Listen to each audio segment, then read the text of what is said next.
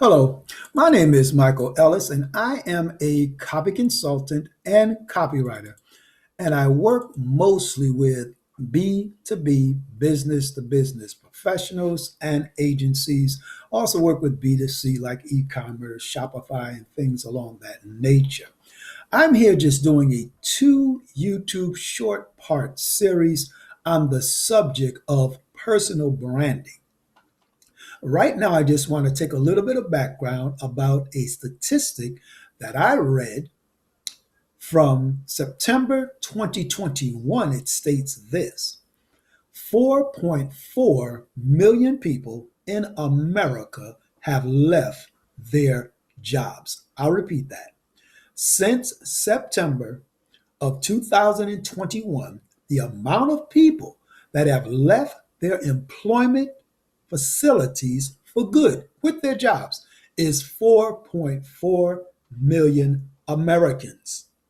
Question: why are people so frustrated and fed up, and what would cause those numbers to be so high? I'm glad you asked that question. If you find this video that's inspiring to you, educational, hit the like button and hit subscribe. Now, to answer that question, we have to look at facts about America's history.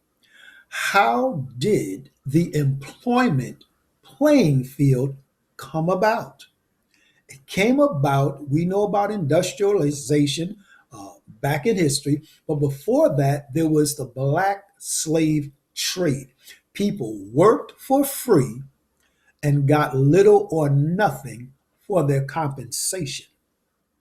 Now we fast forward all the way to 2021, and we see a statistic of 4.4 million people in America that are frustrated and tired of their present situation and have decided to either contract themselves out or go with a better company that does what? Values them as a human being. The human connection between employee and employer has to be what I call in the hot zone. It has to be connected and intertwined. It cannot be two separate entities. It has to be interdependent and real teamwork. So this is why people are frustrated. I was talking to a HR professional yesterday who has over 20 years of experience in human resources. And this is what he said. He said, Mike, I'm ready to retire. He's going on 50. He's ready to retire because not that the benefits of his job are so great and he's doing so well economically. He's frustrated because candidates either don't answer their phone or emails or don't show up for the interview. I'm over 55 years old. I've watched the employment industry trends, and I've never seen something so amazing and phenomenal as this statistic. It's amazing. So we're talking about your brand, but we're laying a foundation because branding yourself is a game changer. So that's some serious background that needs to be conveyed as far as the American playing field and how Black people just about invented everything that we use and get very little credit.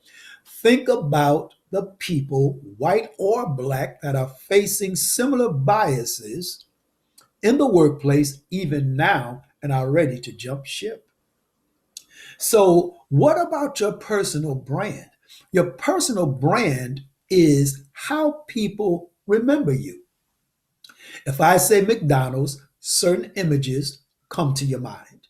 Maybe the hamburger, maybe the milkshake, maybe the chicken nuggets for your children, it may be the playground, or it may be that famous golden arch that McDonald's will never change because that gold represents wisdom, prosperity, success, and royalty, as well as insight.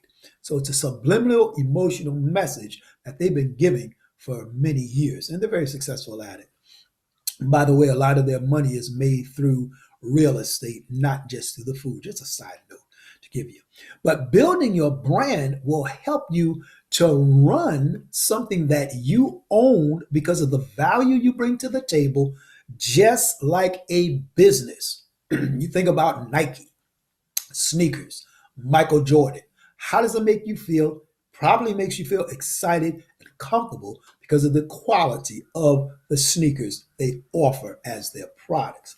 So your brand will help you to run your own business thoroughly as you learn specific strategies. What else does a brand do? Well, a brand puts you out there in the public, and you have to establish trust, not like the previous employers treated the 4.4 million employees in America. They lost their trust. That's why those people jumped ship. They no longer trusted the agency or the corporation they were involved with. They left. Same thing in a relationship. Once trust is broken, it's very hard to get that trust back. It takes longer to get it back than it does to build it up.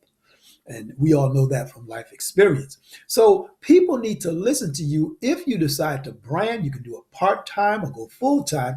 They need to listen to you, but first they need to know, what about your background? What is it about your character that's going to solve their problem and make them feel special? In digital marketing, it's called personalization. It's used a lot in most emails, the most effective ones. They also need to know what results you're going to get for them. So you need to have some type of track history of being successful at some type of agency or program, whether it's volunteer work or something you are compensated for. So that's what branding is. It's how you make people feel, how they remember you. Okay? So we want to acknowledge that. And another question, why should you brand? Well, you should brand because corporate America is falling apart. You have God given gifts and talents within you that are bigger than corporate America, bigger than any problem, bigger than any challenge. So, therefore, your brand and your purpose in life go together. Your present job is not your brand. You are your brand, your own unique qualities, how you think, how you react, how you are proactive, how do you solve problems, how do you handle anger, how do you deal with stress. All of those qualities bring value out in you in order to help a person, a group, or some Fortune 500 company to solve a problem. Some people are good with their hands. Some people are good with thinking. Some people learn what they call spatial learning, visually and audibly. But it's all to make you a better person. So that's a little bit about branding, because branding causes you to be effective, fruitful, and productive, to multiply wealth, not just money. You have to realize, too, this point. 93% of the way we communicate is non-verbal. We're talking about how you make people feel. I can remember back in the day when I was younger, walking down the street in my neighborhood and walking by certain individuals, I would get a negative, what we call vibe or energy. And before I knew it, somebody out of those three or four was bullying me. But how did it make me feel? They didn't even say anything. I felt negativity. I felt tension in the air. Another example, if you can remember, while you were in high school or grade school, someone had a fight, teacher breaks up the fight, or somebody else breaks the fight up. And then one of your friends says, I feel like fighting, I feel like fighting. They start fooling around because that contention is still in the atmosphere. They felt like fighting. So it's feelings that people remember us by the most. Our words help as well. So your brand is your biggest asset. Your current career is not your biggest asset, because if that career cut you short, like it did a gentleman at AT&T who was there for 26 years, an executive, SBC from Texas took over, then he had to find another route, another way to support him and his family, and he did. As I rode the train to Bridgeport, working for Icon, I would see him going to New York. A fine gentleman by the name of John Shevers, very smart gentleman. So he knew his human capital. He knew the value that he brought to the table. My whole point for these videos is for you to realize that whatever you're being paid, there's always more to receive, because you have more to put on the table. The same gentleman that was involved with HR and still is, I asked him, have you ever thought about being a human resource HR consultant? He said, or to consider that, we need to talk, and we are in the future, because he has the background, the character, and the qualities, and the value to bring to the table. Over 20 years in HR is a lot of experience, and it's not just doing things on the job. It's how our character grows and expands, and how certain talents and gifts come to the surface when we're faced with different challenges. I just want to read a few stats to you. Now, when customers feel connected to a brand, they're more likely to recommend that brand to a friend. 68% of people feel that way. 57% of the people will spend more with a brand they trust, you, the individual. 76% will buy your stuff over the competitions when they trust you and you are able to address their pain points properly. Your brand is important. These are real stats. 64% of the people will be loyal to your brand as you make yourself visible and help them out. 38% of people will shop in your store, order your products online, even after they've had a bad experience. Those stats are very powerful. So we see that branding, understanding your God-given gifts and talents, like the theory of John Holland, 6 personality and environmental work types, is highly effective.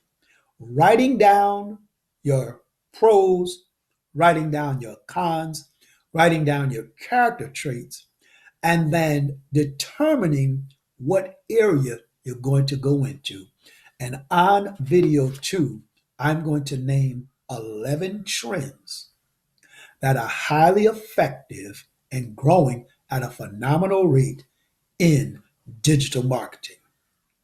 My name is Michael Ellis. Again, I'm a copy consultant, copywriter. You can find me on LinkedIn, Twitter, Facebook, Instagram. I have another page on Facebook called Effective Psychology in Action. My email is mikeiswealthy@gmail.com. mikeiswealthy@gmail.com. Stay tuned for video number 2.